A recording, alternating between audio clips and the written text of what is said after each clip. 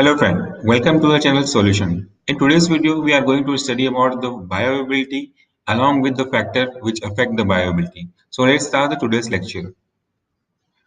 First of all, let's see what is bioavailability. The simplest definition of bioavailability is the rate and extent of drug absorbed from its dosage form is known as a bioavailability.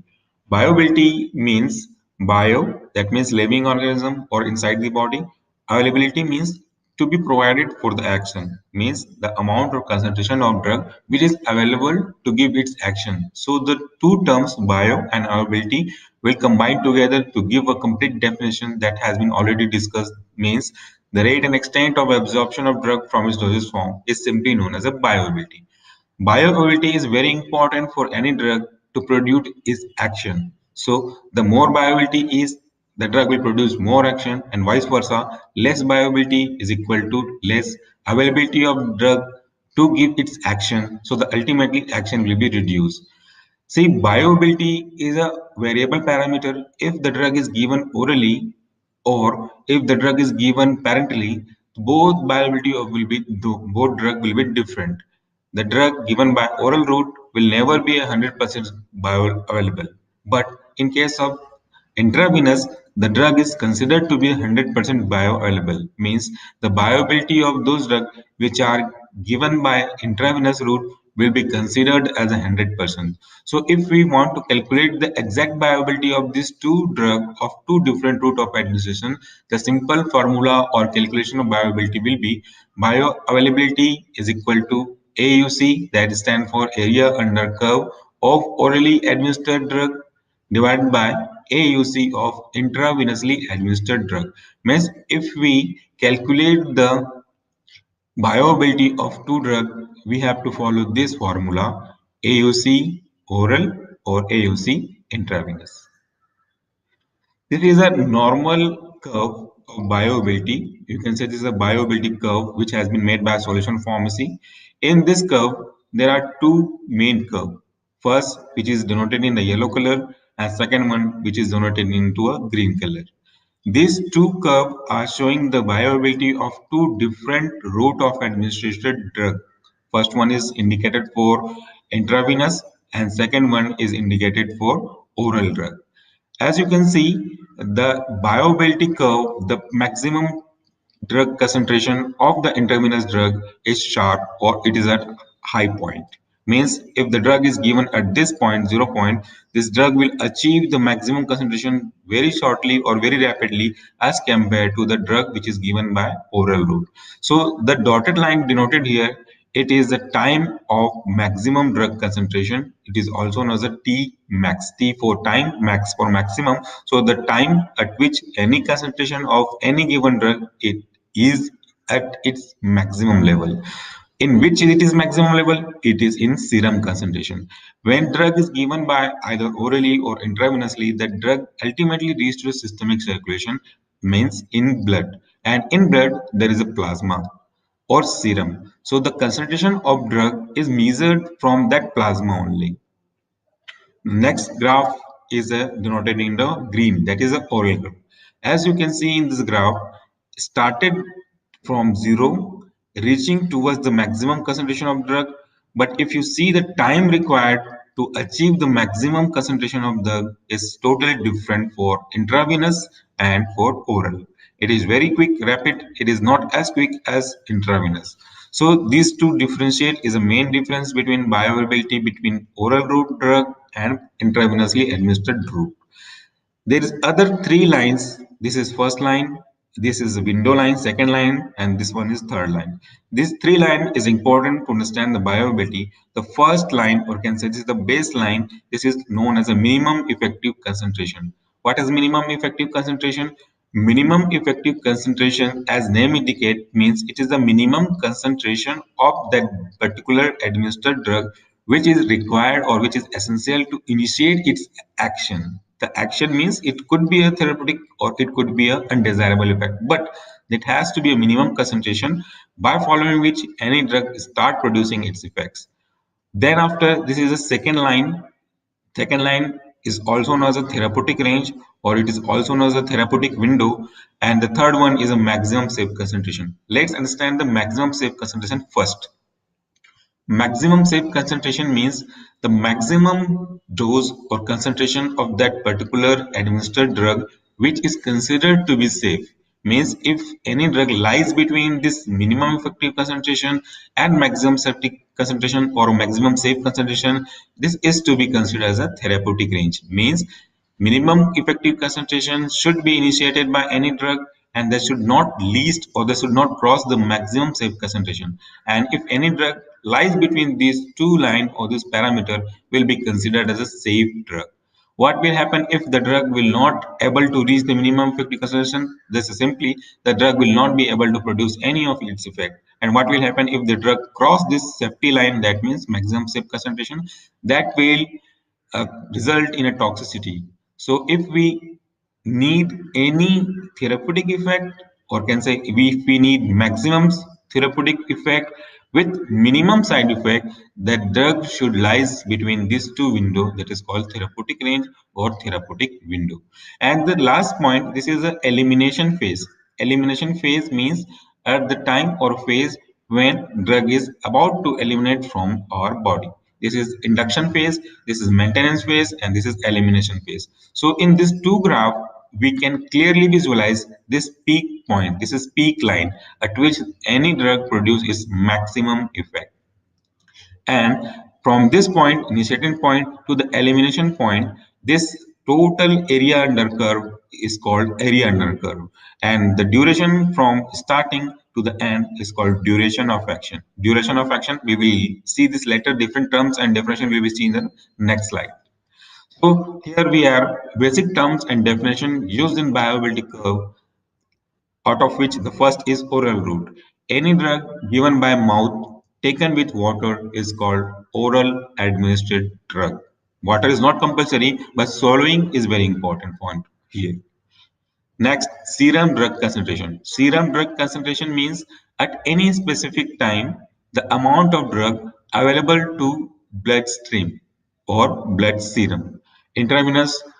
In this route, the drug is directly administered into the venous blood, that means simply vein. We can see the difference between oral route and intravenous route. Oral route has to go through the stomach, then small intestine, then portal vein, then metabolism, and then available to the systemic circulation. But in the case of intravenous, the drug is directly administered to the vein. So it is very clearly understood by this to differentiate that the bioavailability of intravenous drug will be high because there is no such first pass metabolism in this case. Next, it is a time of maximum drug concentration, also known as a Tmax, means a time at which the drug concentration or concentration of drug is at its maximum level. Next, AUC stands for area under curve. That means this graph or this curve or this AUC shows the complete time from administered to elimination. Next point is MEC, that stands for minimum effective concentration. This is the minimum concentration of drug required by the body to produce any effect. Let's consider an example. If someone is hungry, he needs some food, but that food should be that much sufficient which satisfied its or his or her hunger. So this is the minimum concentration of drug that is required to produce any of its effect. Next, therapeutic dose or therapeutic range. Therapeutic dose or therapeutic range means the concentration of drug at which it provides the maximum therapeutic response and minimum undesirable effect. That means it is a range between MEC and MSE. Although it is not completely possible to receive only therapeutic response, we cannot avoid the undesirable effect because these are associated with the drug. But our preference is to achieve the maximum response, therapeutic response, minimum response of undesirable effect. So therapeutic dose or therapeutic range is a main point of attraction for determination of bioavailability of any drug, of any route. Next point is maximum safe concentration. This is the concentration of drug at which it exceeds the therapeutic window and started to show undesirable or toxic effect. Next is duration of action. Duration of action means the total time till any drug give its action. It is a time time factor. Let's consider an example. If we taken any drug at the 8 a.m. in the morning and the drug continues to give its effect till the 12 a.m. in the noon.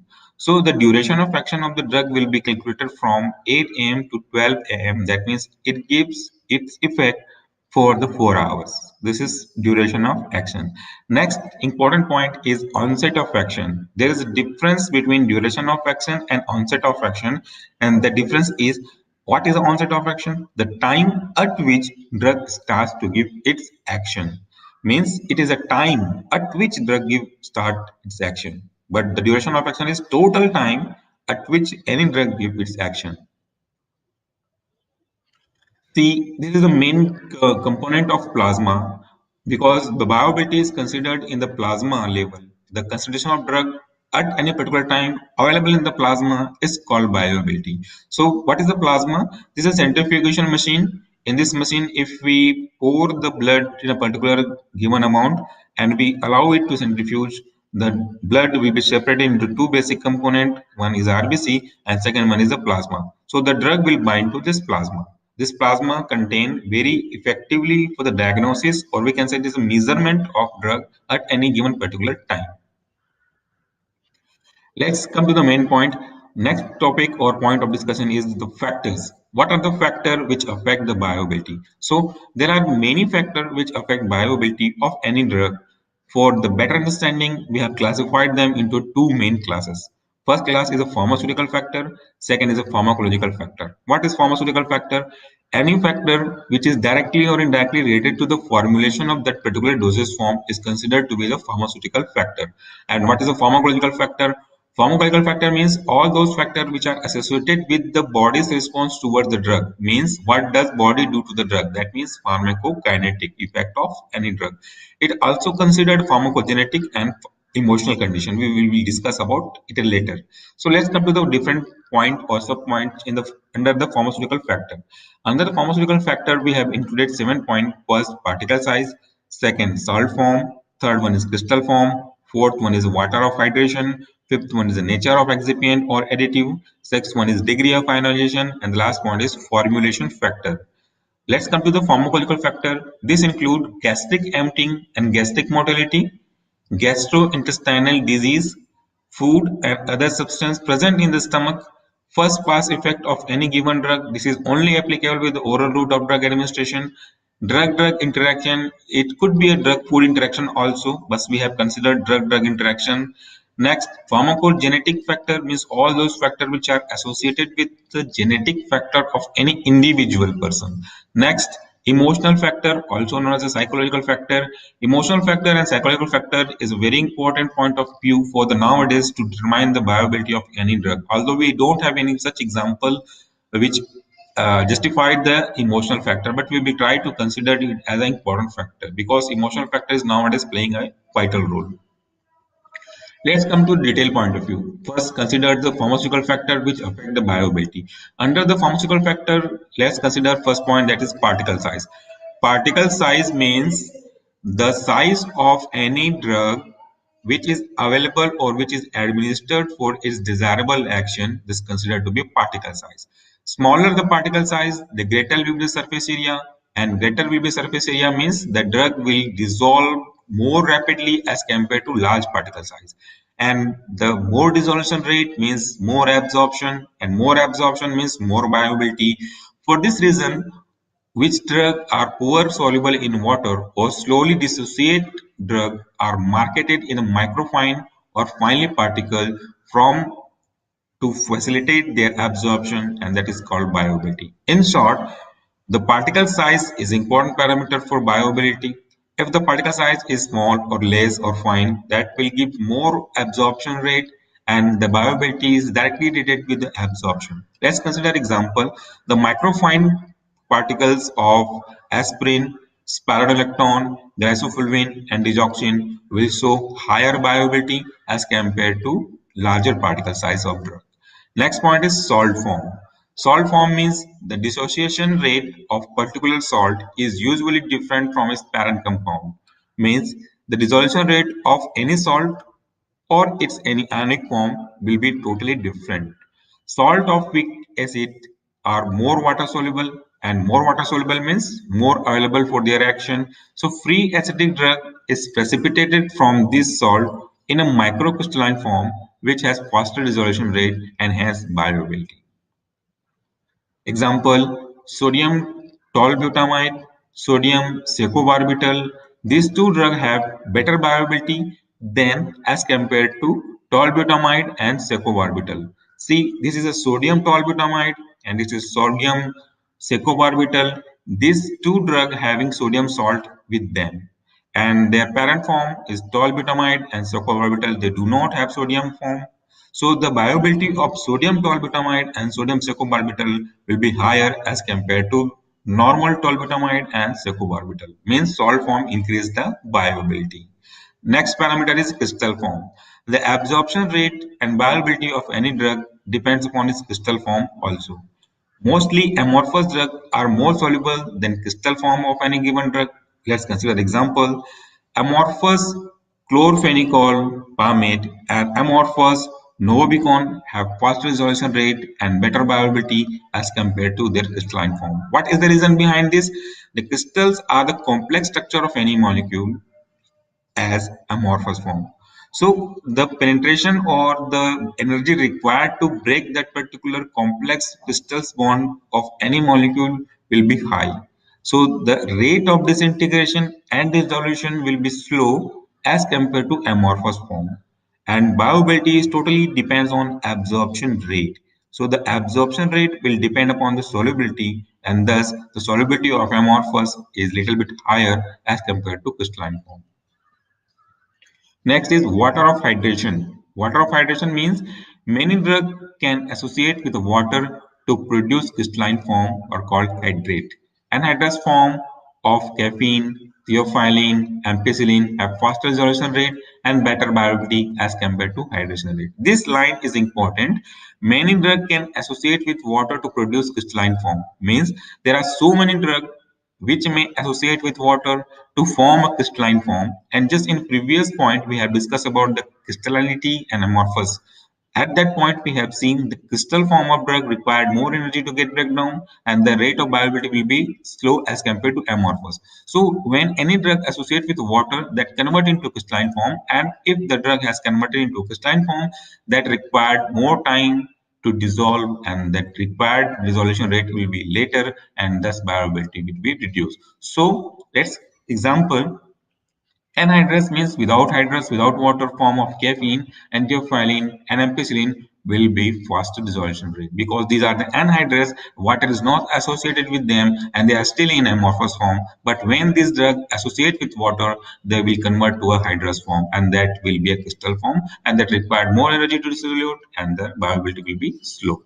Next is nature of excipient. This is nowadays very important parameter to determine the bioavailability. Nature of excipient means what is the nature of excipient which we use to increase the bulk of formulation. So considerably, let's understand what is the excipients. Excipients or additive are those substances, those inert substances which do not have their own therapeutic property, but these are just used to increase the bulk of any formulation. So we use many inert substances like lactose, calcium sulfate, gum, etc. or filling material to increase the size of preparation.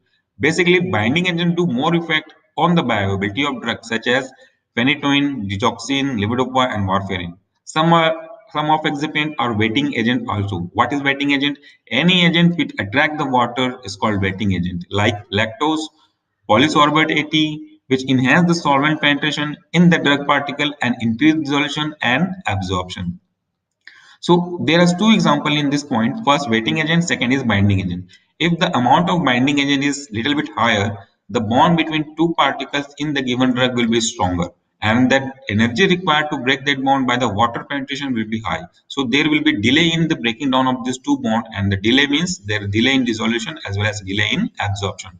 But in case of wetting agent, if we increase or we incorporate the wetting agent in a preparation like lactose, this will attract the water and water will be easily penetrate inside the drug molecule.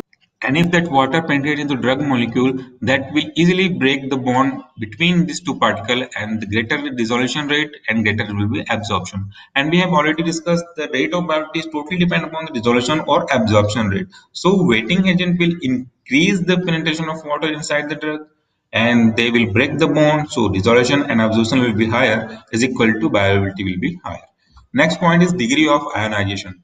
Non-ionized lipid-soluble drugs are better absorbed, while strongly acidic and basidic drugs are highly ionized drugs and they do not give better bioavailability or they reduce bioavailability. This is important point and that should be underlined, means non-ionized and lipid-soluble drugs are better absorbed, means those drugs which are not in ionized form and which are lipophilic or lipid soluble drugs are better absorbed, but strongly acidic and basic drugs are highly ionized because these are ionized, so they reduce bioavailability. So any drug which is in ionic condition will not be available for the absorption and the rate of bioavailability will be decreased in case of ionic drug.